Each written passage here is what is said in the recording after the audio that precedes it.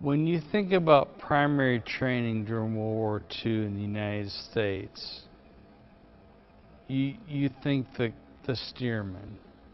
It's universal. And nearly every pilot in World War II in the United States learned how to fly in a cadet.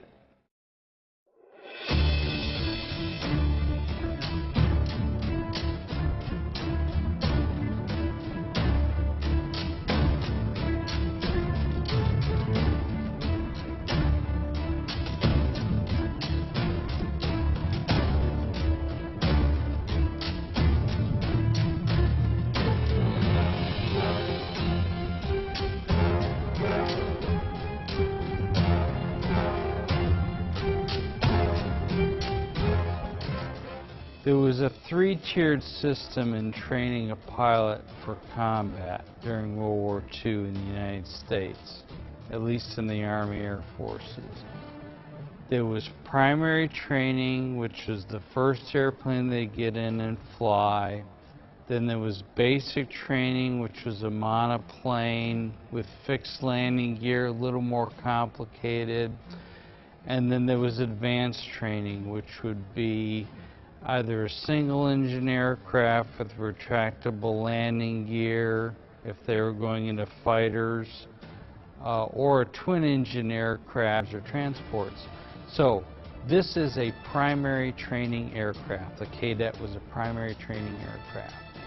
So this would be the first airplane that a cadet would be flying in. Even more importantly, this was the airplane that they would solo in. And that's a magic moment for a military aviator. I've talked to veterans from World War II, and they know what day, they know the tail number of the airplane they were flying, they know the flight instructor that sent them off. When they come back from that flight, that's when they get their wings. They're a pilot. So for thousands and thousands and thousands of American airmen, whether they be Navy, Marine Corps, or Army Air Forces, this was the airplane that they did it in. On all restorations, the research staff and the restoration staff work hand in glove.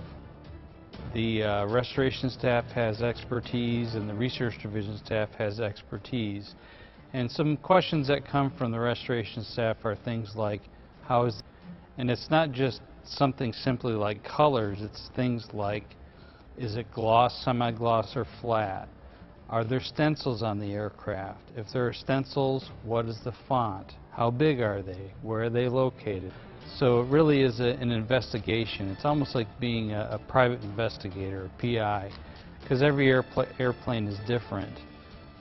Some airplanes also, they change over time. So when an airplane changes over time, we can't just do the markings from over a course of a year. We have to pick a certain point in time to paint the aircraft as. So in the case of this PT-13D, we picked the day that the aircraft was accepted by the U.S. Army Air Forces. That day was January 13th, 1945. Millions of our visitors will see this snapshot in time, the very same view that the workers at the Wichita plant in Kansas saw in January of 1945. There were 5 guys total working on the aircraft, probably 2 or 3 full-time. The other ones would come in and help out as needed. And it was just a really great experience because we worked so well together and we would learn from each other and help each other out. Something unique to this, I guess, would be the materials that we used on this airplane, because it's obviously completely different for a fabric aircraft. So it's using the nitrate dopes and the butyrate dopes. One interesting thing about this airplane is the way it's marked, in that it does have Navy and Air Force markings on it both. So that's something a little different compared to some of the other aircraft that we do have. Finishing process it's very tedious. On other aircraft, you're pretty much just prepping the primer and spraying the color on. This you gotta build your your layers of finish on there till you get it nice and glassy smooth, and then you can start putting your colors on. So it's very time consuming. The fabric also takes a little bit longer than it does to do sheet metal, at least from our experience, because we haven't done fabric that much. But overall, it's a very rewarding process, and it comes out looking pretty good. Painting the insignia is always a lot of fun. I enjoy it because you get to lay it out by hand and then tape it off and spray it. This one was actually a bit of a challenge because it does have the inspection door right in the middle of the star and bar. Cockpit, you see it has the leather trim around it to keep from bumping your arms on the side of the cockpit here. Standard gauges for an aircraft of that time period, both front and back matching. The aircraft had a delete plate here because at one point in time they added an electric starter. So we wanted to go back to when it came off the assembly line, so we added the inertial starter back into this aircraft. Oil cap, fuel cap, they're both similar. They both get the particular color circle in the middle. Oil gets yellow, fuel gets red, and then they get hand lettered around the outside with their capacities. Wings were pretty straightforward when we put them on. We were lucky enough to start with an aircraft that had a very strong and stable structure. There was nothing broke on it. When we got inside of it, tore the old fabric off, it looked pretty much brand new inside. Just needed a little. We were very fortunate. The flying wires for the wings, they were pretty straightforward. We had an assembly manual from the time period, so it tells you, what order to put them on and the tension you want to get the wires to properly hold the wings. This was a 4 or 5 guy job to hold the wings up and get them on.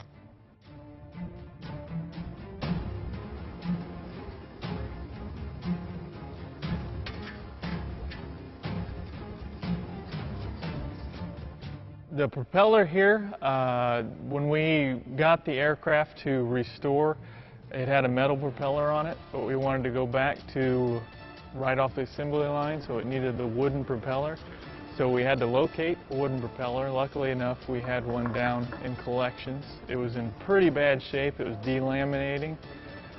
So we had to inject epoxy into the propeller and try and squeeze it back together. It came out pretty good. We were able to contact Sensenich to get the original style logos to put on the aircraft, and then we refinished the propeller. It's exciting to think that all of us that worked on it someday. So 50 years from now, 100 years from now, the work that the restoration staff did here, the great work that they did, is going to be around long after they and I are long gone. It'll be on display in the museum. The museum will still be here, and millions of visitors will read about the start of the military career of those airmen who went on to serve and sacrifice in our greatest foreign war of all time.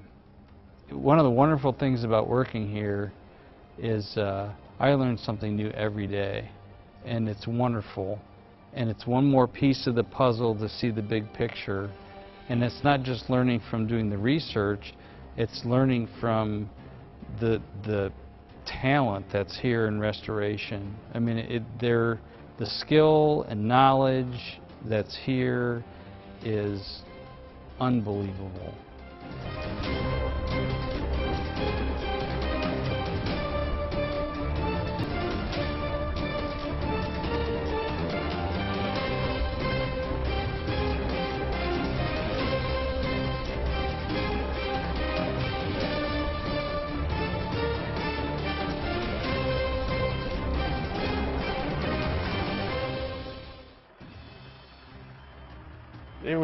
It was a lot of fun. It's not often you get to do a project that's from start to finish done to the exact details that it should be, so it was a lot of fun.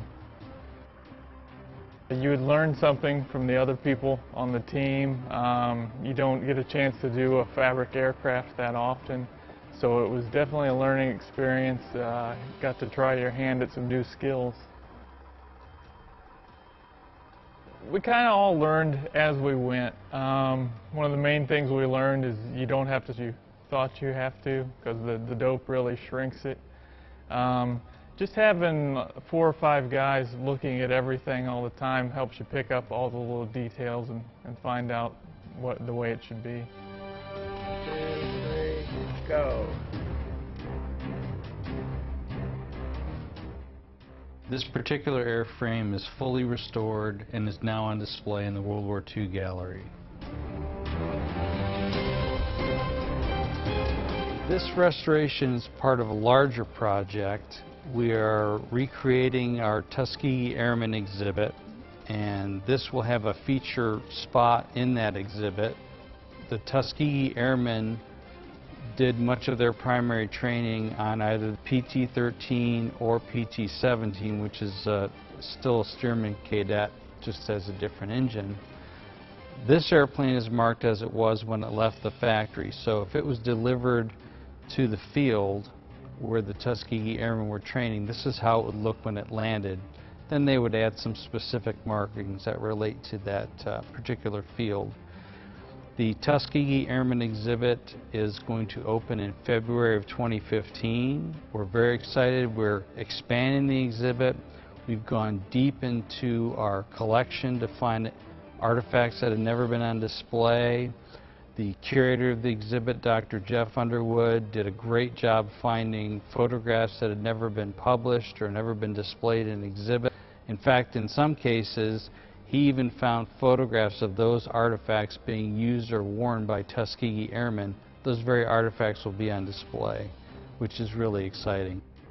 And then there'll be a small diorama that goes with the aircraft with a couple of noted Tuskegee Airmen. So we're real excited about it, and I hope that folks will come out and see that it opens in February.